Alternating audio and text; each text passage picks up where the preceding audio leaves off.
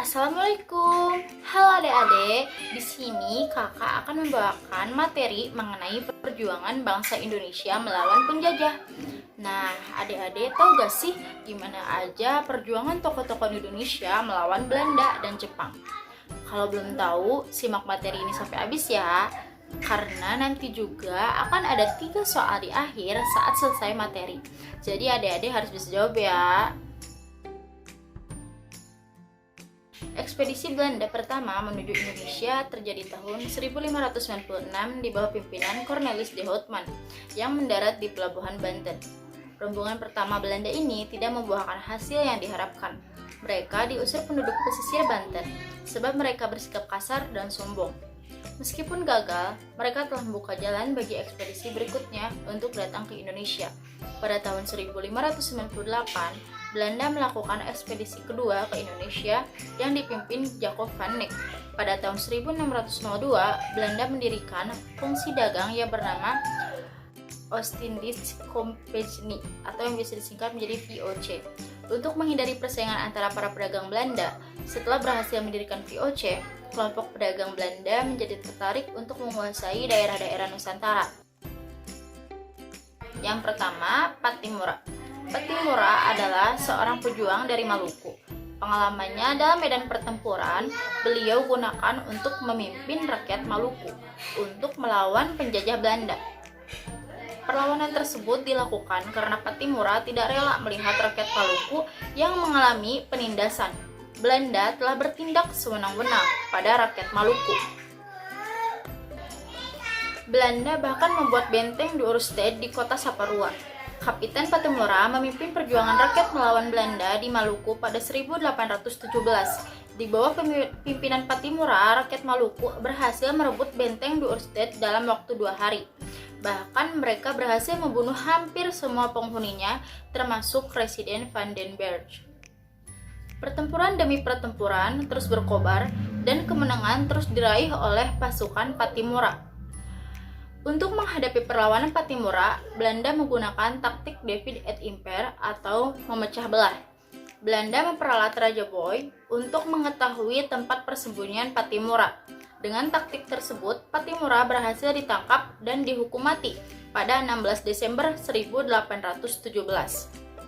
Selanjutnya, Tuanku Imam Bonjol.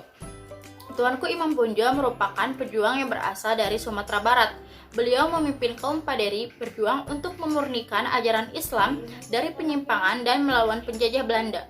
Tuanku Imam Bonjol memimpin rakyat Sumatera Barat untuk melawan Belanda, karena beliau melihat Belanda telah bertindak sewenang-wenang.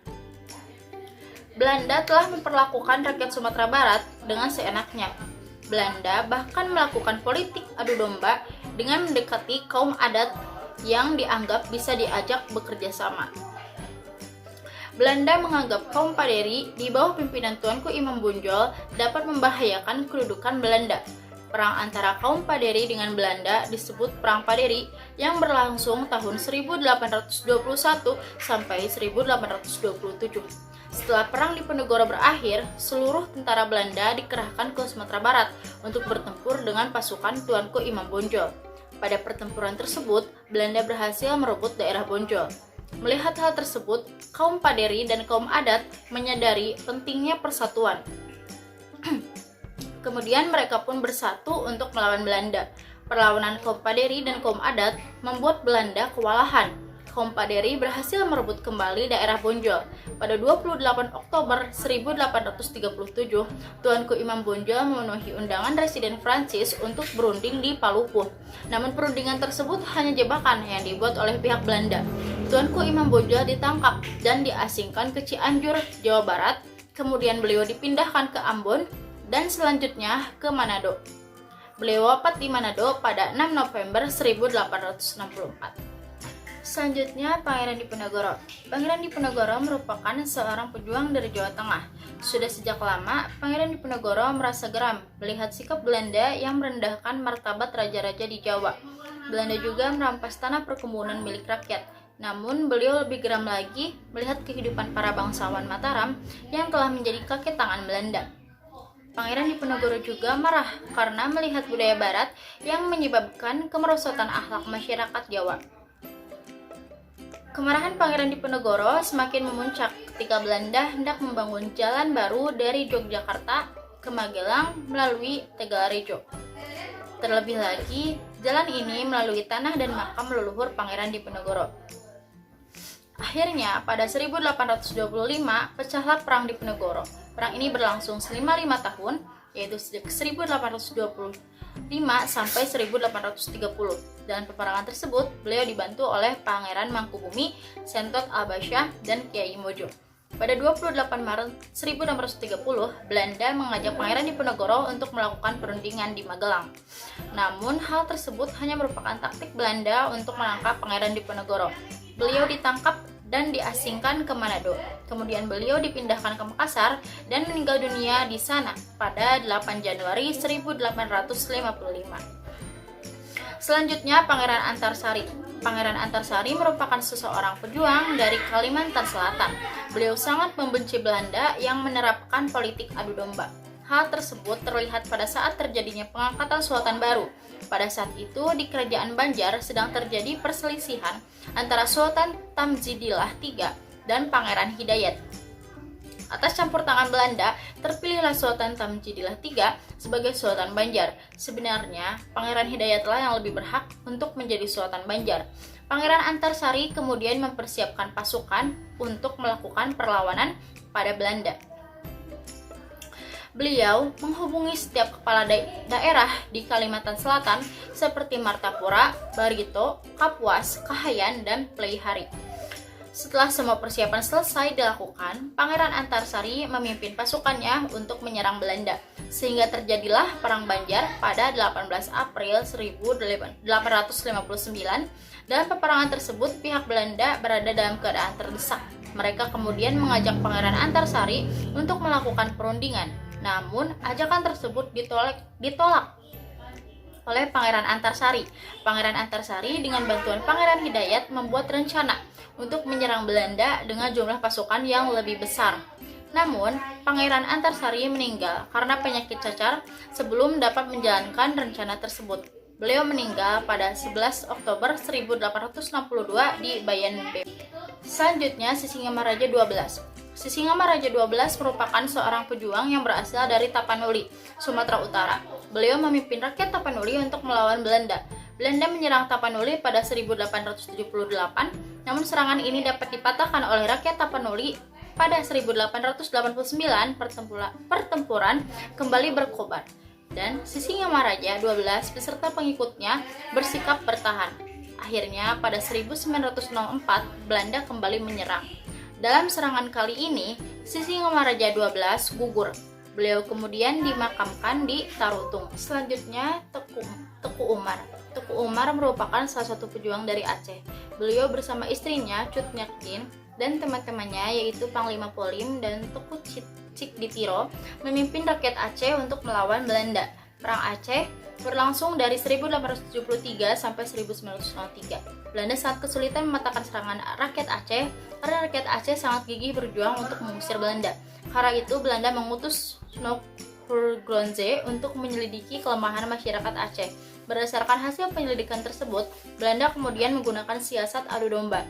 Caranya dengan memerangi para ulama dan mendekati para ketua adat dan kaum bangsawan. Nah, cara tersebut ternyata berhasil dan Perang Aceh dapat dihentikan. Jepang berhasil menguasai Pulau Tarakan di Kalimantan Timur pada 11 Januari 1942. Selanjutnya, di bawah pimpinan Letnan Jenderal Hitoshi Imamura, pasukan Jepang mendarat serentak di Banten, Eretan Wetan, Jawa Barat, dan Kragan, Jawa Tengah pada 1 Maret 1942. Jepang pun berhasil menduduki Batavia pada 5 Maret 1942. Tentara Belanda semakin terdesak dan pada 8 Maret 1942 Belanda menyerah tanpa syarat pada Jepang. Penyerahan tersebut ditandai dengan penandatanganinya perjanjian di Kalijati, Subang. Dalam penandatanganan tersebut, pihak Jepang diwakili oleh Jenderal Hitoshi Imamura, sedangkan pihak Belanda diwakili oleh Jenderal Terpoorten. Sejak saat itu, Indonesia resmi dikuasai oleh Jepang. Abdul Jalil. Teku Abdul Jalil merupakan tokoh dari Aceh yang melakukan perlawanan kepada penjajah Jepang. Perlawanan tersebut dilakukan tidak lama setelah Jepang masuk Indonesia. Masyarakat Aceh tidak suka terhadap Jepang karena tindakan sewenang-wenang tentara Jepang. Mereka juga tidak menghormati kehidupan beragama umat Islam yang ada di Indonesia.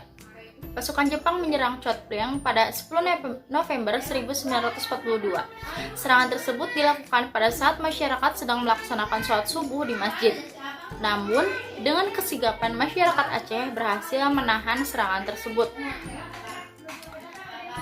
Jepang kemudian melakukan serangan kedua. Mereka membakar masjid yang sedang digunakan oleh masyarakat untuk sholat. Nah, pada penyerangan ini, Teku Abdul Jalil dapat meloloskan diri. Namun akhirnya Teku Abdul Jalil ditembak saat sedang melakukan sholat dan beliau pun meninggal. Yang kedua ada Kiai Haji Zainal Mustafa. Kiai Haji Zainal Mustafa adalah seorang ulama dari Singaparna, yaitu sebuah daerah di Tasikmalaya, Jawa Barat. Beliau memimpin masyarakat daerahnya untuk melawan penjajahan Jepang. Awal perlawanan tersebut yaitu penolakan Kiai Haji Zainal Mustafa untuk membukakan badan menghormat Kaisar Jepang Tenohika yang berada di Tokyo. Pada 25 Desember 1944, seusai sholat Jumat, meletuslah perlawanan bersenjata antara masyarakat Sukamanah dan pasukan Jepang. Pasukan Jepang berniat menggempur Sukamanah dan menangkap Kiai Haji Zainal Mustafa. Nah, pada pertempuran ini, banyak tentara Jepang terluka karena perlawanan masyarakat Sukamanah. Demikian pula di pihak rakyat Sukamanah, ratusan orang menjadi korban. Hal ini terjadi karena pasukan Jepang menggunakan senjata api, sedangkan rakyat Sukamanah hanya bersenjata tajam. Kiai Haji Zainal Mustafa dan kawan-kawannya ditangkap oleh pemerintah Jepang. Mereka dimasukkan ke dalam tahanan di Tasikmalaya. Kemudian Kiai Haji Zainal Mustafa dan kawan-kawannya yang dianggap penting dipindahkan ke Jakarta. Di penjara, Kiai Haji Zainal Mustafa disiksa dengan siksaan yang berat. Setelah disiksa, Kiai Haji Zainal Mustafa dihukum mati dan dimakamkan di Ancol. Kemudian jenazahnya dipindahkan ke Singaparna. Kemudian yang terakhir ada Supriyadi. Supriyadi merupakan anggota PETA, yaitu organisasi militer yang dibentuk oleh Jepang. Pasukan PETA terdiri atas beberapa batalion, salah satunya ditempatkan di Blitar. Mereka bertugas untuk melakukan latihan-latihan dan mengawasi Romusha yang dikerahkan untuk membuat kubu-kubu pertahanan di daerah pantai Blitar Selatan. Mereka menyaksikan betapa beratnya pekerjaan Romusha dan betapa sengsaranya mereka.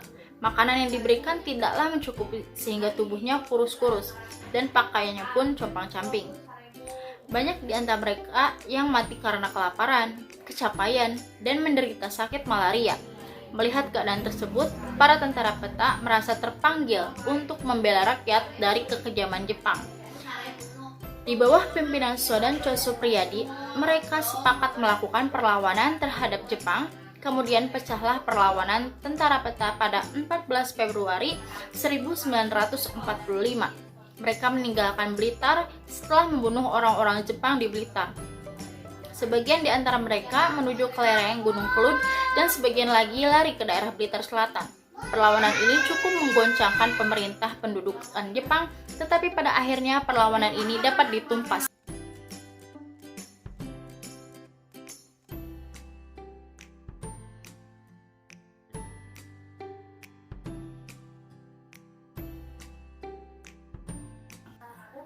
Nah, materi yang setelah kakak sampaikan tadi sudah selesai sampai di sini. Jadi selanjutnya sekarang adik-adik bisa menjawab 3 pertanyaan yang telah disediakan dan nanti juga akan ada kunci jawabannya. Selamat mengerjakan.